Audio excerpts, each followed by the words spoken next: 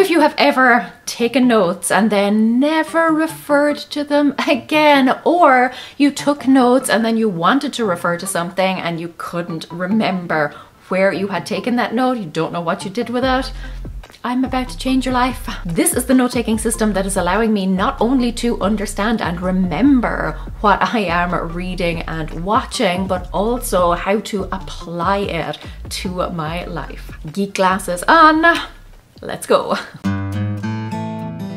Hi guys, it's Laura and I help you live a simpler, happier, more spacious life. And in my 2022 habits video, I shared my note-taking system that is allowing me to remember everything I'm reading because I have a terrible memory, but also to actually implement what I'm learning, you know, to not just read a book and then forget all about it, but to apply the learnings to my life. I asked if you wanted to see my system, and yeah, I'm going to share my setup, and I'm also, like, towards the end going to take you step by step through exactly how I take notes. Everything from, you know, reading the book and marking things out to actually getting them into my note-taking system. Now, I do it digitally, but this particular system was originally designed for analog. So whether you are an analog or a digital note-taking person, there will be something here for you. So let me explain where the system comes from, and then I'll show you how I have kind of adapted and implemented it and tweaked it for my needs. So I learned about it from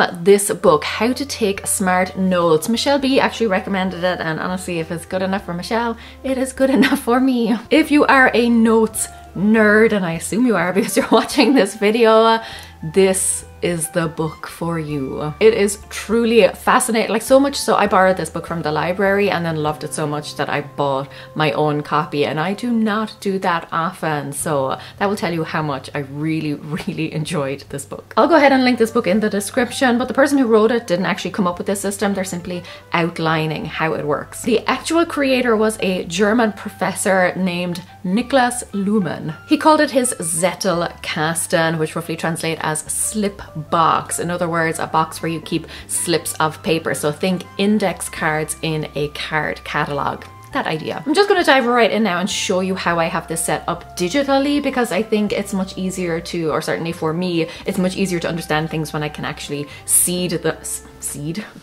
like visualize what the person is talking about. So this is my system. You can see how I have it set up. I'll take you through it in just a minute, but one important thing to highlight at the outset is that Luhmann did not organize his notes by topic. This is super important, and it is basically key to the whole system. It is frankly the genius behind it. It is so much more effective than how we learned how to study or how we learned things in school. I think most of us learned to just regurgitate facts and details. We didn't really learn how to deeply understand a topic, and that has always been my downfall, I feel, because I can understand like a particular piece of the puzzle, but I just do not have a broader overall understanding of the bigger picture. I just can't seem to take those individual facts and details and connect them all together. And another downfall to kind of school learning is that we start with a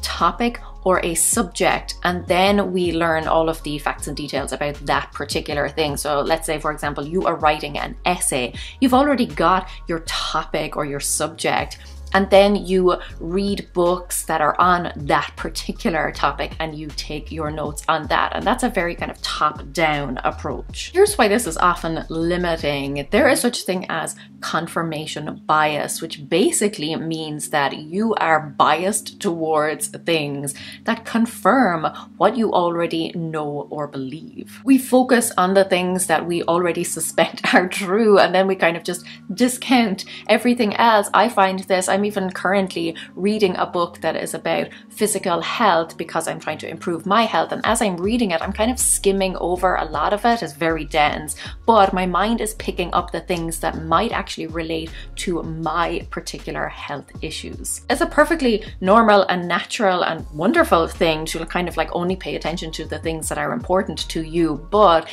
in some instances, like when you're trying to just kind of learn broadly about a topic and really understand it from different angles, then it can be very limiting. It can really kind of narrow your focus so that you're discarding or discounting anything that doesn't align with your view of the world. And it's not always a conscious thing. You know, we don't always consciously do it, but let's say you are writing an essay, you're going to be reading books about that topic and only kind of applying what fits in with your topic. A Zettelkasten, on the other hand, takes a bottom-up approach where you start with kind of an interesting fact or something that just kind of sparks your curiosity or something, and then you build up from there. You start with facts and details and ideas and maybe like hypotheses, and then you build it out. You see how they might kind of relate to other ideas and so on to form that bigger picture. The reason this is very effective is because you are writing your notes kind of by idea rather than just like, you know, the notes that you took on a particular book, which makes them much easier to find then because you know what the idea was about and all of those ideas are grouped together rather than trying to remember like which book did I read that in or which video did I see that idea or did I hear them talking about that particular thing. Instead, all of the related ideas are grouped together. Okay, let me give you a very specific example from my notes because like I said, I'm a very visual person and it just makes things make more sense to me when I can actually see them. So let's say this note here, living in the prologue and the epilogue. So I'm just going to open this up here. You can see that this was taken from a book by Gretchen Rubin, Happier at Home. And it's this idea of not kind of embracing the here and now, not being able to do that because you are either thinking about something from the past, you know, you're reliving the past, or you are living in the future, you know, you are planning for a future event or you're thinking about where you want to go next or what you want to happen next. The way that she describes it was a feeling of jumping from prologue to epilogue without ever feeling that I'm at the center of time. So I took this note because I found this idea really fascinating. You know, I think we should all try and live in the moment and not be burdened by our past or our future, but at the same time, the present moment almost never exists. Maybe this is the philosopher in me, but we are so shaped by our past that the present moment is basically made up of all of our past moments. And as we are, even as we're trying to live in the present moment, that's already past. You know, everything we do is kind of geared towards a future point, and it's shaped by where we have been. I really thought this was fascinating because I do understand this need to kind of live in the present moment and not be burdened by the prologue or the epilogue. But at the same time, our past and our future are really like they're connected in the present moment. So can you really disconnect them? So then afterwards, you'll notice that the next note down here is called pulling from opposite directions. And this is an idea from Gary Vaynerchuk, who is a business entrepreneur. If you're not familiar with them, like all about like the hustle and working long hours and stuff like that. That's just like his lifestyle. So I had been watching a video of his where he talks about this. And essentially it's this idea that life can be filled with seeming contradictions. You know, so an example that I gave from my own life is like how I want to slow down and enjoy life, but also be ambitious and live an exciting, vibrant life. And again, another example was how a home should be a place that soothes you and kind of comforts you, but it also should be a place that energizes you. So Gary calls this pulling from opposite directions. He feels that both ideas can be true if we learn to balance our desires and recognize what we need in each moment. So you can see these are two completely different people, like Gretchen Rubin and Gary Vaynerchuk, not in the same realm. They do not cover the same topics at all. So if I had just been kind of researching or looking things up about mindfulness, for example, I probably would have been drawn more to Gretchen Rubin and, you know, people like her. And then I would have missed out on this really interesting concept from a completely different subject. Like Gary Vee would not be someone that I would go to for mindfulness advice. And yet I was able to relate something that he said to this idea of mindfulness, and it gave my understanding this deeper richer quality. It gives my ideas more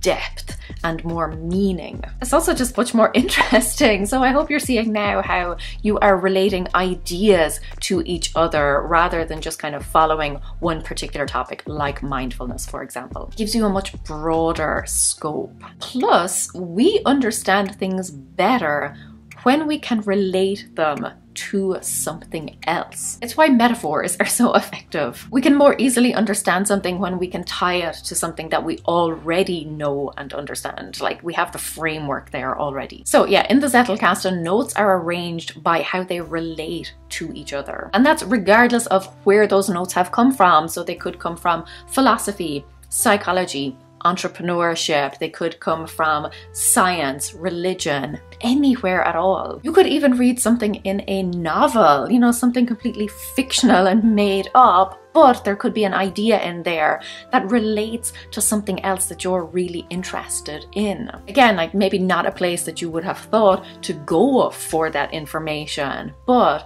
it can give you a much richer, deeper understanding of a topic or give you a different perspective on something. So for me, after I had gathered a few notes, then once I could kind of see the common thread or the common theme emerging, then I could kind of group them together. But I started with the notes themselves and let them be my guide. I let them connect to each other. Here's why this has revolutionized my thinking and my note taking. It's because previously I would read a book, I would maybe take some notes on it, but then I would never refer back to those notes ever again. And I have notebooks sitting around with notes from books that I just never went back to. And because my memory is so terrible, I basically completely forgot everything I ever read.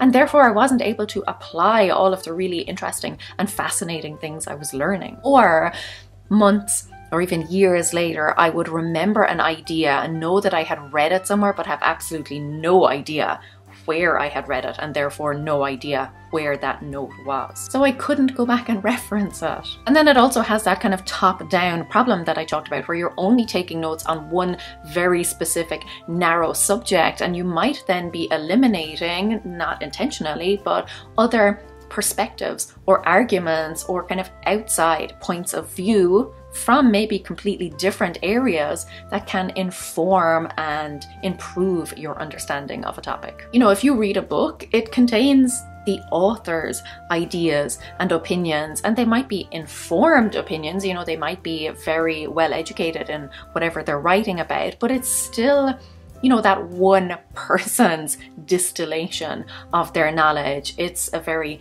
narrow focus, and it might not even be accurate at all, or not fully accurate, or just not paint an entire picture. It's like, to give you the health example, because I'm on a health kick right now, it's, you know, like examining one organ, for example, in the body and completely disregarding how it connects with or communicates with the other organs in your body, or how it's affected by the other organs, or how it in turn affects the other organs. Like, it's a very, you have to take a more holistic view of things, and that is what the Zettelkasten allows you to do. So yeah, Gretchen Rubin, Gary Vaynerchuk, two completely different people, but I was able to make that connection because of this note-taking system. So that takes me to the more practical aspects of how you actually take these notes, like how all of this works. I'll go through a general overview of how Lumen has set it up, how he kind of describes it, and then I will show you my exact step-by-step process. So in the analog version, Lumen would write down a note on an index card, and he would only have one note, like one idea per card. He would also write these notes, and I feel this is important, in his own words, because that would kind of test his true understanding of the topic. I think any of us, and again, this is how we learned it in school, we can all just regurgitate a fact. We can all just write down a quote, but that doesn't mean that we actually understand that idea. So forcing yourself to kind of reword them ensures that you do actually understand the idea that you're trying to capture. What he would do then is he would flick through the other notes, the previous notes that he had already written, to see if one of them kind of related to this new idea. If he did already have a note, kind of an idea that did link to the new one, he would pop the new one right in behind that old note. That way they would always stay together. But if this was kind of a new idea that didn't really relate to anything he already had, he would simply put it at the back of the stack. He also numbered them sequentially. So let's say he already had 10 notes in the box. He had just written a new one. If that new one related to, let's say, note number 2 that he already had, he would put it in behind and he would number this new one 2A. If it did not relate to something that he already have, he would pop it at the back of the stack and it would become number 11. So that is how all of the related notes stayed together. Now, there can be situations where a note can maybe relate to 2 different previous notes or multiple different previous notes, you know, because they bridge different subjects or topics or whatever. So how do you deal with that? I'll show you an example from my setup in just a second, again, because I feel the visual is helpful. But let's say he has a note, he feels that it will fit behind note 2, but there kind of might be also a connection to note 10. What he'll do is he puts it in the place where he thinks for now it will fit best, so he puts it in as 2A, but he will mark on that index card that it is also linked to note 10. That way in the future when he pulls it out, he knows that there is another note somewhere else in his system that might also have a connection to the same idea. I know it does sound complicated, particularly as you kind of build up your note-taking system and you have lots of index cards, and this is where I feel that the digital system really shines because it's much easier to interlink between different notes. So let me show you just an example to give you a better idea of what I'm talking about. So let's go back to the Gretchen Rubin note that we looked at earlier. You can see that right at the bottom here I have C also, slow living versus intentional living. So I have linked this note to this idea of intentional living. I can simply click that and it is going to bring me directly to the note that I feel that it is also related to. And then you will see in this note that this one refers back to the idea of pulling from opposite directions, the Gary Vaynerchuk idea. That is how you build up a bank of really thoughtful, insightful ideas that are all kind of interconnected and interlinked. You can take them from completely random places, like as random as Gretchen Rubin and Gary Vaynerchuk, and see how they connect together. And by doing that, by forming these connections between 2 seemingly disparate, like separate entities, 2 completely separate subjects, you're able to create something new, interesting and unique. It's why something like diversity is so important, because we get this mixture of different perspectives and different ideas, and that makes our experience all the richer. But this note-taking system is a really organic growth and this cross-pollination of ideas. You're not just reading something and completely forgetting about it, you are developing and strengthening your ideas. You're making different concepts come to life. And the system is constantly evolving and getting better over time. And because you are regularly interacting with all of these notes, because you are kind of looking for all of those connections, you are strengthening your learning and your understanding, and all of these notes stay fresh and stay relevant. In that way then, reading and learning becomes this very active experience because you are engaging with the material. You are looking for those connections. Consciously or subconsciously, you are tying what you are reading to things that you already know. You're building that deeper, stronger foundation. It's a stronger framework. It's kind of like spider webs. You know, if each web were a separate subject, you'd have webs all over the place and they'd just be like this patchwork of random topics and subjects. Whereas when you focus on one concept, on one idea, and then you build it out from there, you strengthen it. Like the more threads you add, the stronger the web becomes. So there's so much more information in the book, so I will link it if you are interested. Highly recommend it. What I'm talking about here, like tip of the iceberg stuff, but let me walk you through my exact process. So I'm reading a book or an article, or I'm watching a video and I come across a really interesting idea. The way I used to do it was read a book, come across an interesting interesting idea and stop there and then to take the note. But it meant that reading was taking me much longer, and it also meant that I was having to stop and start and stop and start, and that was not an enjoyable experience. Really hard to get into a book that way. Plus, I feel that ideas kind of develop more as the book goes on. So like the initial notes might no longer make sense or be relevant or be as detailed. So now I find it much better if I read the entire book first and just quickly mark interesting sections. If it is a physical book, I will use my book darts. Okay, I only recently bought these and they have already changed the game for me. I don't know why I did not buy them sooner. I'm the kind of person who does not like marking a book. I don't like underlining or highlighting or like dog-earing the pages. No, so these book darts make it really easy for me to mark a note and then I can come back to it later without damaging the book. And then for digital books, for ebooks, I will simply highlight because I read them on the Kindle app and you can highlight and take notes that way. Then what I will do is I'll come in here to my Zettelkasten once I've finished reading or finished watching the video or whatever it is. I'll scroll all the way to the bottom here and I will click new to make a new note. So let me just show you as an example the very first note that I ever took, and you can see then kind of how I build out these notes. So up here kind of a few short sentences that sum up the idea. Again, coming back to that notion that it is much better if you can rephrase something because it ensures that you actually understand what you're talking about. But then if I think that the author or whoever kind of phrased it in a particularly meaningful way or a particularly interesting way, I will come down here then and add in a quote. So you can see the very first note I took was on this book, How to Take Smart Notes, because that was what got me into this whole thing. So that was my very first note. And it's a note about how our environment dictates how self-disciplined we are, because you don't need willpower if the temptation isn't there. But I found that the quote from the book was just so well written, so I wanted to include it there. And it says, "Nobody needs willpower not to eat a chocolate bar when there isn't one around." I just thought that was like just so succinct and really got to the heart of it, but I did want to kind of rephrase it in my own words so that I knew that I understood the concept. So sometimes I will include a quote, but it's really just to kind of supplement what I have already written. I also give the note just a short title just to kind of sum up what the idea is about, or to kind of like give me a hint as to what's included in the note, and it's just very good for getting the gist at a glance of what is included in the note. I also write the source here in case I ever want to refer back to it or quote it or something. Sometimes I will include tags if I feel that I'm kind of building out notes on a particular topic.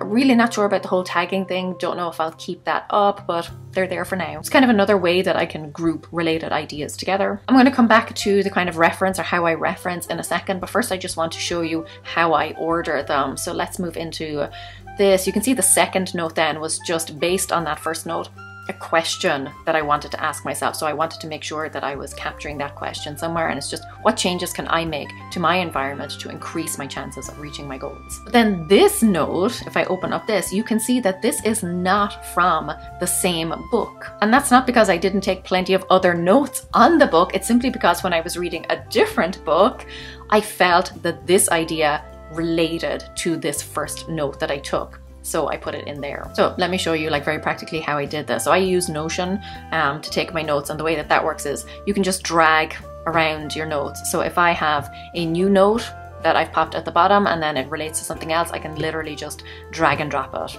where I feel it fits in best. So I'll scroll through my ideas, see if the new note kind of relates to something I already have. If it does, I would drag and drop it in there. If it doesn't, I will just keep it at the bottom. And then, like I said, if it relates to more than one idea, then I will put in my references. So you can see here that I linked this to another note about setting up your environment to increase your willpower. And if you click that, it brings me back to this initial note that I took. I will say I'm really not fussy about getting very detailed references or ensuring that I capture every single reference, because I feel like as the system is built out, kind of like Wikipedia, where if you keep clicking through, like eventually they will all just kind of circle back to each other. Like all of the ideas will eventually come back to one if the notes are, you know, connected, and if they're all related to the same idea, they will all eventually link back to each other. That is how I am building out my Zettelkasten, and I say building,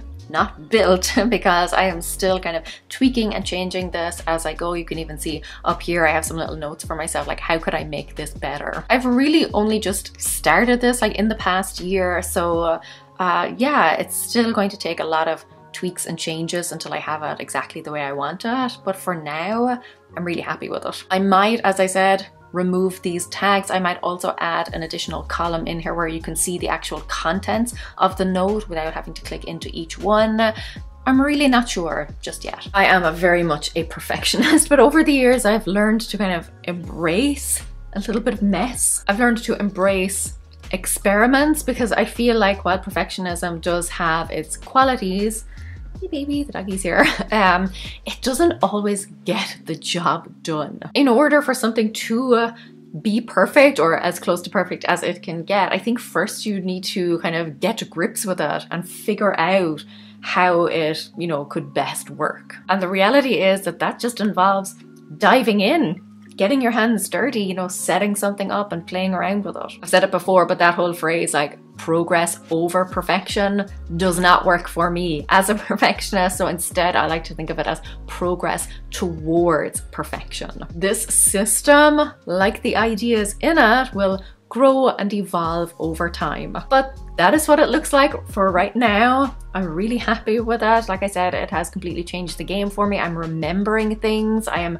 coming up with like really interesting ideas and concepts, and then being able to actually apply what I'm learning. I definitely wish that I had known about this in college, because I would have been dangerous. Dangerous. The things I could have done. It kind of scares me, like the amount of stuff that I have learned in my life and completely forgot about. I'm more than happy to answer any questions you have about it down in the comments. Let's geek out together. Anyway, if you want to learn about some other essential, according to me, life skills like Adulting 101, go ahead and click right here. And until then, go raibh míle maith agaibh. Agus feiceadh mé sibh go luath. Slán. Seriously though, get the book. Fascinating.